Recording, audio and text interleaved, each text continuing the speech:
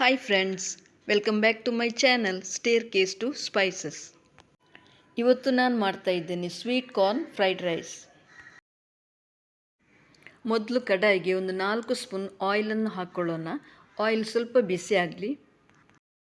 Oil ಬಿಸಿ ಆದಾಗ ಒಂದು cut ಮಾಡಿದ ಒಂದು ದೊಡ್ಡ ಸೈಜ್ ಈರುಳ್ಳಿಯನ್ನು ಹಾಕ್ಕೊಳ್ಳೋಣ. ಈರುಳ್ಳಿಯ ಕಲರ್ ಸ್ವಲ್ಪ ಚೇಂಜ್ ಆದಾಗ ಒಂದು 4 ಎಸಳು ಬೆಳ್ಳುಳ್ಳಿಯನ್ನು ನಾವು ಚಿಕ್ಕ ಚಿಕ್ಕದಾಗಿ ಕಟ್ ಮಾಡಿ ಹಾಕ್ಕೊಳ್ಳೋಣ. ನಂತರ ಚಿಕ್ಕ ಚಿಕ್ಕದಾಗಿ ಕಟ್ ಮಾಡಿದ ಶುಂಠಿ,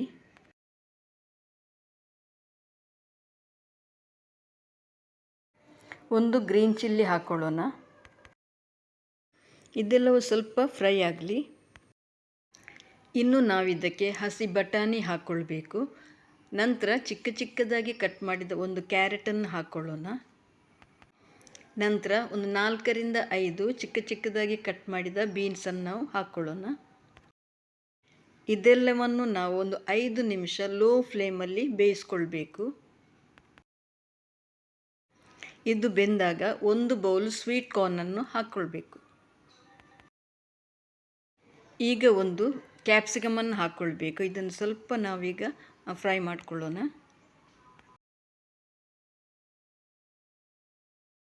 ಇನ್ನು ನಾವಿದಕ್ಕೆ ರುಚಿಗೆ ತಕ್ಕಷ್ಟು ಉಪ್ಪನ್ನು ಹಾಕ್ಕೊಂಡು ಚೆನ್ನಾಗಿ ಮಿಕ್ಸ್ ಮಾಡಿಕೊಳ್ಬೇಕು. ಈಗ ಇದಕ್ಕೆ 1 spoon red chilli sauce, 1 spoon soya sauce ಹಾಕ್ಕೊಳ್ಳೋಣ. ರಿಪೀಟ್ ಇದನ್ನು ಮಿಕ್ಸ್ ಮಾಡಿಕೊಳ್ಬೇಕು.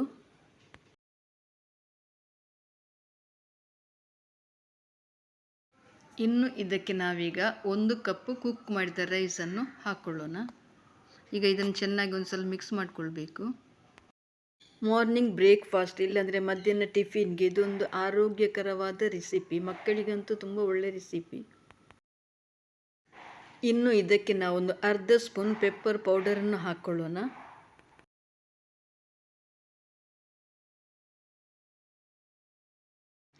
ಕೊನೆಯದಾಗಿ ಇದಕ್ಕೆ ಕೊತ್ತಂಬರಿ ಸೊಪ್ಪನ್ನು ಉದುರಿಸಿ ಮಿಕ್ಸ್ ಮಾಡಿದರೆ sweet corn fried rice ready. ಆರೋಗ್ಯಕರವಾದ ಒಂದು ಹೆಲ್ದಿ ರೆಸಿಪಿ ಈಗ ರೆಡಿಯಾಗಿದೆ. ನೀವು ಕೂಡ ಇದನ್ನು ಟ್ರೈ ಮಾಡಿ. Thank you for watching. Bye. Take care.